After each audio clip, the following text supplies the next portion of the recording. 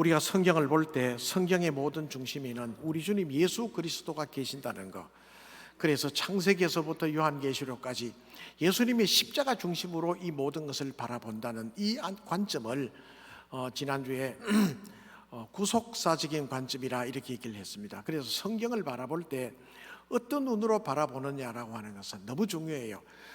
다양한 모습으로 바라볼 수 있거든요.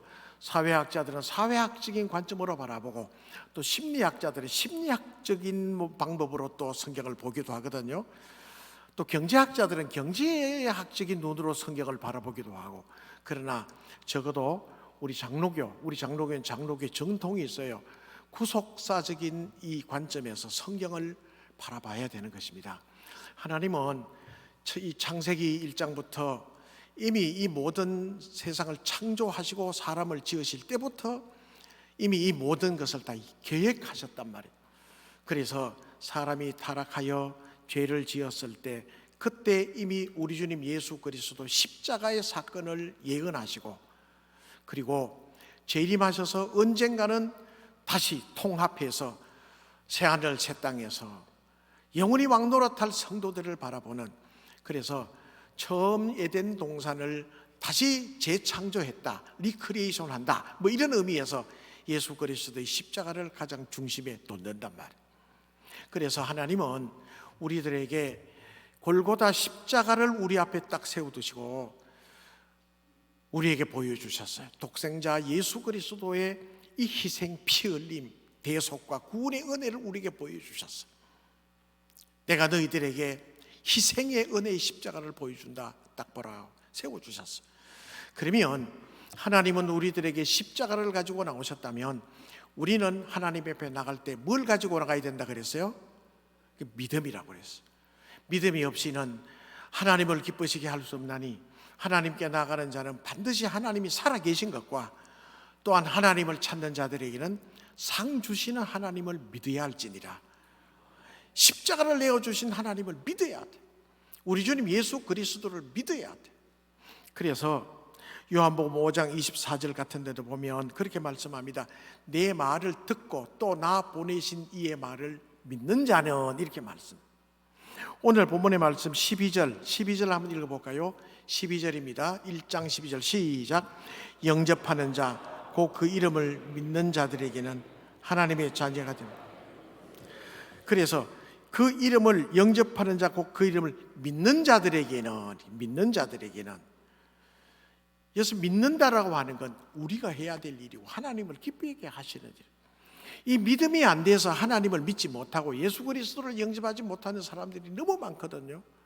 택하신 성도들은 하나님을 믿고 십자가 주님을 믿는단 말이에요. 그래서 십자가를 앞에 놓고 나는 너희 아버지다, 그리고 너희들은 내 자녀다 하고 아버지와 자녀, 부모와 자녀 관계가 성립됐음을 선포하는 게 십자가 사건이에요. 십자가 사건. 할렐루야. 너무 귀한 십자가 사건. 자, 그러면 이 십자가의 십자가를 우리 앞에 세워놓으시고 너희들은 나만 따라와라고 말씀하셨는데, 나를 아버지라고 부르라, 너희들은 내 자녀라, 이것으로 끝나는가? 아니, 너희들이 내 자녀라면 자녀로서의 권리를 내가 너희들에게 준다. 그래서 오늘 말씀의 12절에 보면 영접하는 자 곧 그 이름을 믿는 자들에게는 하나님의 자녀가 되는 뭘 준다 그랬어요? 12절 한번 띄워주시고요. 12절 한번 올려주시고, 하나님의 자녀가 되는 뭘 주신다 그랬어요? 권세를 주신다고 그랬어요. 권세라는 말을 찾아보니 영어로는 the right, 오른쪽, 힘, 권능, 능력, 이런 것을 right라고 해요. 내가 이것을 너희들은 내 자녀로서의 자녀이기 때문에 자녀의 권세를 내가 준다. 그럼 여기서 권세라는 말을 또 찾아보니까 이렇게 풀이해 놓고 있어요. 합리적인 권리, 합법적으로 당연히 찾아 먹을 수 있는 권리, 이걸 권세라고 표현을 하고 있더라고요. 이 권리는 예수 그리스도를 영접하고 하나님을 아버지라고 믿는 모든 성도들에게 주신 약속이라고 얘기를 해요. 여러분, 우리는 하나님의 자녀들이에요. 믿습니까? 하나님은 우리의 아버지예요. 그런데 우리가 이 세상을 살다 보면 너무 스트레스도 많고 할 일도 많고 이 집중이 분산되다 보면 자녀라고 하는 것은 어렴풋이 알긴 아는데 그에 대한 특권이 어떤 건지를 잘 모르고 살아갈 가능성이 참 많아요. 가만히 보면. 그러다 보면 자녀로서의 찾아먹을 합법적인 권리도 찾아먹지 못해요. 자녀로서의 권세를 누리지도 못해요. 안타까운 일이에요. 여러분, 안데르센 동화에 보면 미운 오리 새끼라고 하는 내용이 있죠. 여러분 아시잖아요. 손자 손녀들 그 이제 책들 이렇게 그 전집 요조만한 책들 보면 미운 오리 새끼, 아니 이제 그 오리 새끼라면 안 돼. 예, 우리 손녀한테 미운 오리 새끼 얘기해 줄까 이러잖아요. 아버지, 새끼는 여기에요. 그러면 뭐라고 해야 되는데 미운 아기 오리예요. 아기 오리. 그래서 책에 보니까 미운 아기 오리로 다 나왔어요. 저희 어릴 때 미운 오리 새끼로 돼 있는데 동네 큰 연못에 오리 한 마리가 여러 개의 알을 부화해서 오리 새끼를 잘 양육해요. 그런데 많은 이 새끼들이, 또 새끼들이라고 그랬네. 죄송합니다. 이해하고 들으셔야 돼요. 예. 이 많은 새끼들이 얼막절막 전부 이쁘게 자라는데 한 마리요 새끼만 이게 덩치만 크고 목도 길고 정말 볼품이 없어요. 그럼 걷는 것도 뒤뚱거리는 게 이게 어디서 주웠나? 분명히 내가 낳은 자식인데 이게 왜 이렇게 보기 싫어?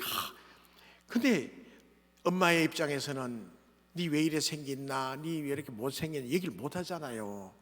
그냥 엄마는 기도만 할 따름이라. 자가 왜 저렇게 못생겼을까? 저래가지고 인간구실 할란가? 오리구실 할란가? 이 미운 아기 오리는 정말 어릴 때부터 여러 가지 스트레스 속에 살았어. 마음이 너무너무 우울했어. 나는 왜 형님이나 누나나 동생들처럼 저렇게 아담하고 예쁘게 생기지 못하고 왜 이렇게 크기만 덩치만 클까? 왜 이렇게 보기 싫을까? 늘 그런 생각으로 집 밖으로 나가기도 싫었어. 많은 세월이 흘렀습니다. 다 자랐어요. 오리들은 오리들대로 마음껏 물장구 치면서 자백질도 하고 물고기도 잡아먹고 막 하는데 자기는 거기에 끼지도 못해요. 너무 못생겼다고 생각을 했기 때문에. 어느 날 화창한 봄날에 하늘에 보니까 우아한 새들이 한 서너 마리들이 쫙 나를 깜짝 놀라서 너무너무 아름다운 새들이 날개짓을 하면서 연못에 살짝 앉는데 보니까 하얀 너무너무 아름답고 목도 긴 백조 몇 마리들이 쫙 앉아요. 이 다른 오리들이 기가 죽어가지고 전부 다 피해버려요. 너무 아름다워, 너무 아름다워. 그래서 이 미운 아기 오리도 너무 부러워서 엄마 어쩌면 저렇게 아름다울 수 있을까? 저렇게 아름다울 수 있을까? 하면서 물속에 비치는 모습을 보니까 자기가 오리가 아니고 뭐였어요? 백조였다는 걸 모르고 살아간 거라. 하나님의 자녀가 됐음에도 불구하고 내가 하나님의 자녀라고 말은 내가 알지만은 하나님의 자녀를 누리지 못하고 산다면 미운 아기 오리의 인생과 우리와 다를 바가 하나도 없다고 생각을 해요. 여러분 확신해야 돼요. 그렇지, 나는 하나님의 자녀인데 살아보다 보면 여러 가지 많은 어려움도 만날 수 있고 여러 가지 시련도 만날 수 있어요. 당연하지. 그러나 우리는 하나님의 자녀들이라. 하나님이 우리를 붙들고 계셔. 할렐루야. 자, 그렇다면 하나님의 자녀의 권세, 권리, 합법적으로 우리가 찾아먹을 수 있는 이 권리는 어떤 것이 있을까? 첫 번째는요, 상속할 수 있는 권리가 있어요. 상속이라 그랬어요. 그래서 로마서 8장 17절에 보면 상속자, 곧 그리스도와 함께한 상속자니 이렇게 말씀하고 있거든요. 우리를 하나님 나라를 상속하는 자라고 얘기를 해요. 합법적인 권리가 있다고 그래요. 12절 한번 읽어보겠습니다. 12절입니다. 시작. 영접하는 자, 곧 그 이름을 믿는 자들에게는 하나님의 자녀가 되는 권세를 주셨습니다. 그럼 왜 우리를 상속자라고 표현할 수밖에 없는가? 여기 보면 하나님의 자녀라 그랬잖아요. 하나님의 자녀도 어떤 자녀들인가? 자녀에도 여러 가지 많은 이름들, 내용들이 있을 거예요. 내가 낳은 친자녀가 있을 것이고 아니면 양자도 있을 수 있겠잖아요. 아니 삼은 자녀도 있더라고. 가만보니까 그렇다면 엄마 아버지 그런 분들이 있더라고요 보니까. 그런데 여기에 하나님의 자녀가 되는 권세를 주셨으니 여기에 자녀를 헬라어에 찾아보니까 두 가지 단어를 쓰고 있어요. 그 헬라어에 두 가지 단어가 나오는데, 자녀 나오는데, 첫 번째 자녀는 휘오스라고 하는 단어가 있더라고. 두 번째는 테크논이라는 단어가 있어요. 휘오스라는 단어는 어떤 단어인가? 원래는 난민들이었는데 이 내가 낳은 자식이 아니에요. 조카든지 뭐 사촌이든지 아니면 남남이었던데, 그런데 양자해서 내 자녀라고 삼았을 때의 이 자녀를 휘오스라고 쓰더라고. 그런데 테크논이라는 단어는 내가 낳은 자녀를 테크논이라고 그래요. 신기하게도 여러분, 우리는 이스라엘 사람도 아니고 유대인의 혈통도 아니에요. 그럼에도 불구하고 요한복음 1장 12절 말씀에 하나님의 자녀라고 하는 이 표현에는 휘오스라고 하는 양자에 삼는 이 휘오스가 아니고 하나님께서 친자녀로 하나님이 삼아주셨다고 해서 테크논이라는 단어를 쓰고 있다는 거예요. 묘하고 신비로운 말씀이에요. 이 말씀을 가만히 보면 우리는 이스라엘 사람도 아니고 유대인의 혈통도 아닌데 누구든지 예수 그리스도를 영접하고 믿는 그 사람은 하나님의 자녀라고 할 때는 하나님의 친자녀가 됐다는 것을 선언하고 있어요. 여러분, 우리는 하나님의 친자녀들이에요. 어떤 사람들은, 어떤 신학자들은 대체 신학이라고 해서 아브라함을 믿음의 자손이라고 우리가 갖다 붙이는 대체 신학이라고 하는 걸 주장하는 분도 있으나, 그러나 이 말씀에서 보면 하나님은 우리를 향하여 너는 내가 낳았다고 얘기를 해요. 예수 그리스도를 믿는 믿음으로 너는 내 친자녀다, 친아들이다, 친딸이다. 성경의 신비로운 내용을 여기에서 우리를 얘기하고 있단 말이에요. 누가복음 19장에 보면 삭개오 얘기 있잖아요. 삭개오 얘기하지 않아도 여러분 다 잘 아실 거예요. 누가복음 19장 9절 말씀 한번 읽어보겠습니다. 시작. 예수께서 이르시되 오늘 구원이 이 집에 이르렀으니 이 사람도 아브라함의 자손이미라. 이 삭개오를 두고, 물론 그가 유대인의 혈통이긴 하겠지만은 삭개오를 두고 이렇게 말합니다. 오늘 구원이 이 집에 이르렀으니 이 사람도 아브라함의 자손이다. 예수 그리스도를 중심에 두고. 할렐루야. 삭개오도 우리도 또 오늘 교회 와서 예수 믿기로 작정한 예수님 영접한 사람도, 아니면 지금 사회 살아가고 있어 예수님 모르고 있지만 우리가 전도해서 교회 나와 예수님을 영접하고 예수 믿기로 하고 예수 믿는 사람의 삶을 사는 사람도 이와 같은 이 범주에 속한단 말이에요. 우리는 어느 누구든지 직분에 관계없이 하나님의 자녀들이에요. 직분 관계없어요. 하나님의 자녀들이에요. 교회 오래 다녔다, 오래 연륜이 적다 길다 그 관계없어요. 하나님의 자녀들이에요. 부목사 시절에 장례가 나서 장례식에 가서 하간 예배를 드리는데, 저 성주에 가면 성주 선남면에 선남교묘지이라고 있어요. 거기에 많이 갔어요. 어느 날 집사님 한 분이 별세하셔서 이제 하간 예배를 드리는데, 하간 예배는 한 10분 이내로 끝내줘야 되잖아요. 설교도 5분 넘어가면 안 돼요. 간단하게 해드려야 돼. 그래 상가에 대한 예의고, 2, 3일 동안 애를 먹고 힘들었는데 빨리 끝내줘야 진행이 되는데, 한 4, 5분 내에 천국의 소망과 위로의 말씀을 아주 강하게 탁 전하고 끝내줘야 돼.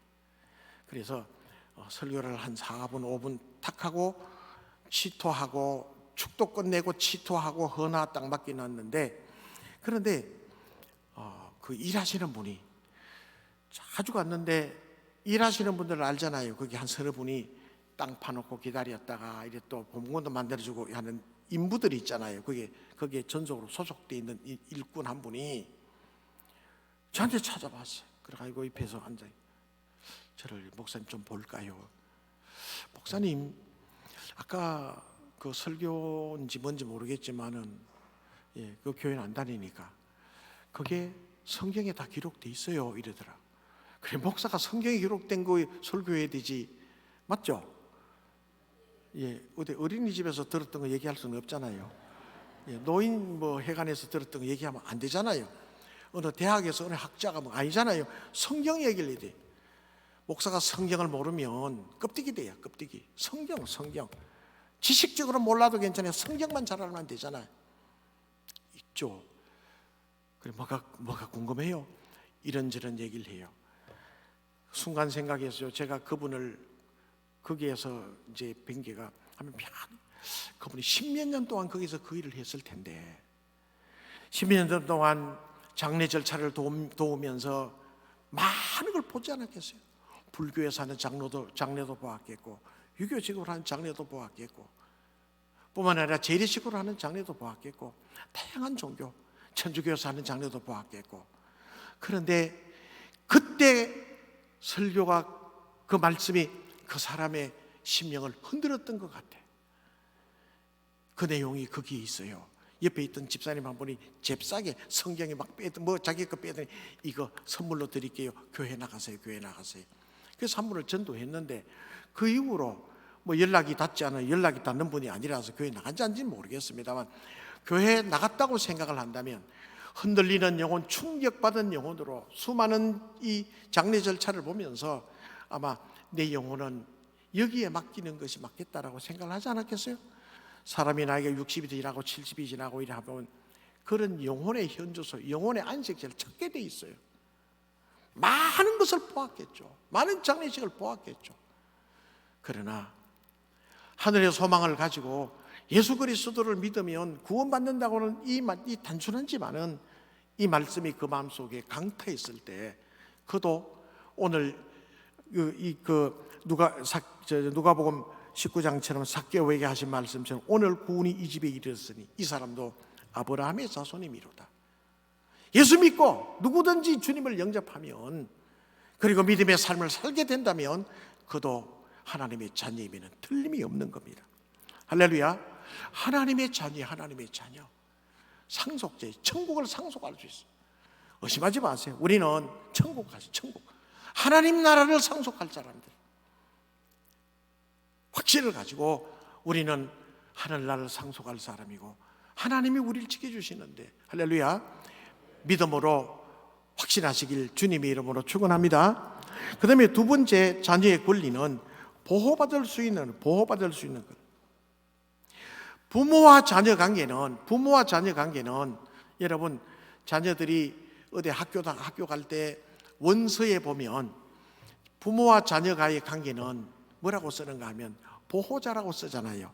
요즘에는 보호자 그 란이 잘 없더라마는 저희들도 보호자 누구 있잖아요. 보호자 이름 써요. 우리는 하나님이 우리 자녀를 잠시 보호하라고 맡겨준 자녀들이 우리 자녀들. 하나님이 아버지라시면 우리의 보호자는 누구? 하나님이요. 마귀 사탄이 아니라고. 이 세상 것이 아니에요. 이 세상 것은 우리를 지켜줄 수가 없어요. 하나님이 우리의 보호자예요. 하나님이 우리를 지켜주셔요. 보호하셔요. 여러분 육신의 부모도 자기 아이들을 낳고 나면 입히주고 먹여주고 교육을 시켜줘야 되잖아요. 이거 소홀히 하게 되면 아동학대죄로 법에 저촉을 받게 돼요. 더더욱 심하면 부모의 자녀를 강탈해요. 당신에게 이 자녀를 맡길 수 없다고. 비록 아이는 보호소에 맡기지만 이 아이에게 접근하지 말라고. 보호자의 역할을 잘못하면 그런 역사가 일어나요. 하나님도 우리의 보호자라면 팽개치지 않는단 말이에요. 하나님은 우리를 도우셔요. 하나님 보호하셔요. 시편 17편 8절에 이렇게 말씀하면서 우리에게 약속해 주고 있거든요. 읽어봅니다. 시작. 나를 눈동자같이 지키시고 주의 날개 그늘 아래 감추. 눈동자같이 보호하시고 날개 그늘 아래. 닭이 여러분 병아리 품듯이. 요즘에는 뭐 시골도 뭐 잘 그런 현상이 있는지 모르겠어요. 저희들 이럴 때는요, 닭이 병아리를 요래요래 몰고 다닐 때 보면 솔개 많이 봐서 솔개가 이래 뜨면 야, 저 누집에 저 병아리 채가노 빨리 가봐라. 그럼 그래가지고 딱 채가는 걸 여러 번 봤단 말이에요. 그러면 이 어미는 병아리를 쫙 모으고 꼼짝도 안 해요. 꼼짝도 안 해. 솔개가 못 채가더라고. 그런 모습들을 어릴 때 자라면서 많이 봤어요. 하나님은 우리를 날개 품속에, 하나님 날개 아래 품어주셔서 눈동자같이 지키시고, 이 세상의 위험과 여러 가지 모든 그 어떤 것들이 우리를 괴롭힌다 할지라도 하나님은 우리를 보호해 주셔요. 하나님은 보호자이심을 믿으시길 바랍니다. 여러분, 우리가 살아가면서 삶 속에 여러 가지 큰 기적들이 일어나지 않더라도, 큰 역사가 우리 가운데, 우리 삶에 일어나지 않더라도 주님이 우리와 함께 하심을 믿는 믿음으로 감사하며 살아갈 수 있는 거예요. 하나님이 계시잖아. 하나님이 나를 도와주시고 하나님이 함께 하시잖아. 하나님이 보호하시잖아. 여러분, 이 믿음만 있으면 넘어지지 않아요. 할렐루야. 하나님은 우리를 보호하시고, 그 다음에 마지막 세 번째는 천국권이, 천국권. 자녀들이 부모에게 배고프면 먹여달라 하고, 뿐만 아니라 또 헐벗고 추우면 옷을 입혀달라고 요청할 수 있는 권리가 있어요. 이 천국권이라고, 천국권. 기도라고 할 수 있잖아요. 마태복음 7장 9절에서 11절에 보면 이렇게 말씀합니다. 한번 읽어보겠습니다. 시작. 누가 아들이 떡을 달라 하는데 돌을 주며 뱀을 줄 사람이, 너희가 악한 자라도 자식에게 줄 줄 알거든 하물며 하늘에 계신 너희 아버지께서 구하는 자에게 좋은 것으로 주시지 않겠나. 예수님이 우리에게 하시는 말씀이라고요. 떡을 달라는데 돌을 줄 부모가 어디 있냐? 아버지잖아. 생선을 달라는데 뱀을 던져, 독사 던져줄 부모가 어디 있냐? 없다. 하물며 하늘에 계신 우리 아버지, 너희 아버지가 구하는 자에게 좋은 것으로 주지 않겠냐? 할렐루야. 이런 엄청난 약속이 우리에게 주어져 있어. 왜? 우리는 하나님의 자녀니까. 누가복음 18장에 보면 낙심하지 말고 끝까지 기도할 것을 가르치기 위하여 1절부터 그렇게 나와요. 그러면서 진행되는 말씀이 한 도시, 어떤 도시에 하나님을 두려워하지 않고 사람을 무시하는 재판장이 있었고, 억울한 일을 만난 한 과부가 있었는데 하고 쭉 나 제일 마지막에 누가복음 18장 7절 8절 말씀에 읽어봅니다. 시작. 하물며 하나님께서 그 밤낮 부르짖는 택하신 자들의 원한을 풀어주시지 아니하겠니? 그들의 오래 참으시겠냐? 내가 너희에게 이르노니 속히 그 원한을 풀어주시리라. 그러나 인자가 올 때에 세상에서 믿음을 보게, 좋은 것으로 택한 자들이 부르짖는 밤낮 부르짖는 그 소리를 들어주지 않겠느냐? 그러나 제일 밑에 단서를 달아요. 그러나 인자가 올 때 세상에서 믿음을 보겠느냐? 믿음을 보겠느냐? 이 말씀이 가슴에 팍팍 와닿아요. 그렇다. 믿음이, 우리 하나님의 자녀고 하나님인데 이 믿음이 있을까? 이 믿음이 있을까? 자녀들을 두고 기도하고 직장을 두고 기도하고, 우리가 이 믿음으로 기도할까? 하나님 앞에 청구하라고 했는데, 달라고 하면 주신다고 했는데, 여러분, 우리는 하나님의 자녀들이에요. 하나님은 자녀들을 아버지는 자녀를 보호할 의무와 책임과 권리가 있어요. 우리는 아버지로부터 보호받고 돌봄받아야 될 권리가 있어요. 권리가 있어요. 하나님은 우리의 아버지, 우리는 자녀로서 상속자요, 뿐만 아니라 보호받을 수 있는 권리가 있고 청구할 수 있는 권리가 우리에게 주어져 있단 말이에요. 여러분, 힘내셔야 돼요. 용기 잃고 자꾸 기죽게 있으면 안 된단 말이에요. 하나님의 자녀들이잖아. 우리 영락교 성도님들 힘내시길 주님의 이름으로 축원합니다. 하나님의 자녀들이잖아. 기도하라고 하잖아. 응답해 주신다고 하잖아. 그렇죠? 힘내셔야 돼. 힘내셔야 돼. 그냥 바닷가에 가보면 바닷물이 염도가요 3%밖에 돼. 3%. 근데 엄청 짜요. 이게 3% 되는 엄청 된 바닷물인데요, 물고기가 죽은 물고기와 살아있는 물고기는 다르거든. 살아있는 물고기가 죽은 물고기는 금방 소금물에 쩔어지잖아요. 짜봐. 그런데 살아있는 물고기는 아무리 염도가 높은 그 바닷물이라 해도 살아있는 물고기에게는 침범을 할 수가 없어요. 3% 아니라 아무리 이 작은 이 소금물이라 해도 살아있는 물고기는 유유히 헤엄쳐서 큰 바다를 마구 헤엄치면 살아가잖아요. 성도가 힘이 없으면, 믿음을 잃으면, 하나님의 자녀인데도 불구하고 망각하고 살면 죽은 물고기처럼 세상에 물들게 돼 있어요. 죽은 물고기는 죽은 물고기 같은 믿음은 세상에 물들 수밖에 없단 말이에요. 그러나 하나님이 우리를 도와주시잖아. 난 기도해야 돼. 하나님이 우리 아버지잖아. 살아있는 물고기 같은 성도는 이 세상을 헤엄치면서 이길 수 있어요. 어떤 어려움이 와도 이겨나갈 수가 있어. 왜? 살아계신 하나님의 자녀이기 때문에. 할렐루야. 가다 살아가다 보면 여러 가지 시련도 있고 여러 가지 어려움도 분명히 만날 수 있을 거예요. 그러나 너무 거기에 너무 기죽지 마세요. 로마서 8장 17절에 이렇게 약속합니다. 로마서 8장 17절 시작. 자녀이면 또한 상속자 곧 하나님의 상속자요 그리스도와 함께한 상속자니 우리가 그와 함께 영광을 받기 위하여 고난도 함께. 어릴 때부터 다 잘되고 어릴 때부터 시험 치는 것마다 다 합격하고 그 인생은 못 써요. 그만하고 교만해서. 똑똑해서 그래서 서울대학 가고 그래서 좋은 인류 기업에 들어가고 그 인생은요 못 써. 살아가다 보면 고등학교 들어갈 때도 좀 떨어질 줄 알아야 되고 재수도 한번 해보고 그런 애들이요 여러 가지를 막 겸손하고. 어릴 때 일본 사람들 얘기를 많이 들었어요. 일본 사람이 외놈 하면서도 많이 얘기를 하더라고요. 장점도 얘기를 하더라고. 어르신들 보면 기업을 하고 큰 많은 재산이 있는 부모님들은 절대로 자녀들에게 그냥 다 물려주지 않는데 고등학교를 졸업하거나 대학을 졸업하면 반드시 다른 남의 회사, 친구 회사 자기 자녀를 취직시켜가지고 거기에서 고생을 시킨대요. 적어도 5년, 10년 눈물 젖은 빵을 먹어가면서 그 고생을 시킨대요. 그 다음에야 데리고 와서 자기 아버지는 그 고생한 자녀들에게 자기의 기업을 물려주기 시작한대요.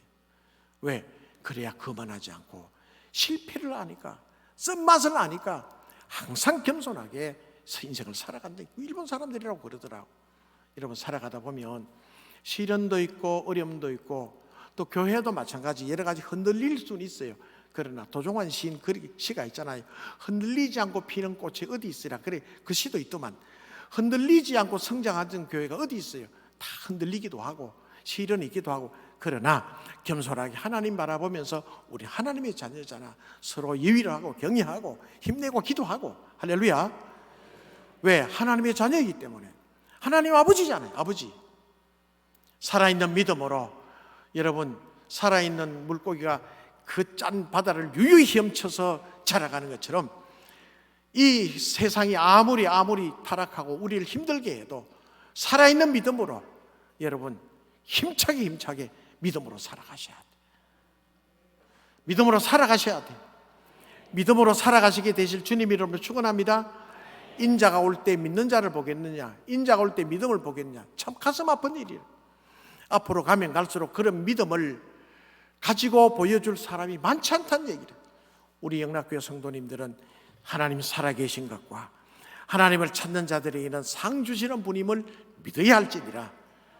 하나님의 자녀답게 긍정적으로 기쁨으로 감사함으로 이웃에게 사랑도 베풀고 여러분 그렇게 승리의 자녀, 하나님의 자녀의 권세를 가지고 살아가는 우리 모두가 되시기를 주님의 이름으로 축원합니다.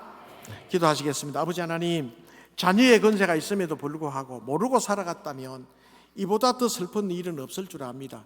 아버지 하나님, 자녀의 권세가 있음을 알게 하시고 믿게 하시며 그리고 하나님을 아버지라고 친아버지라고 생각하고 하나님이 우리와 함께 하심을 감사하고 말씀 붙들고 승리하는 우리 모두가 되게 해 주옵소서. 예수님 이름으로 기도합나이다. 아멘.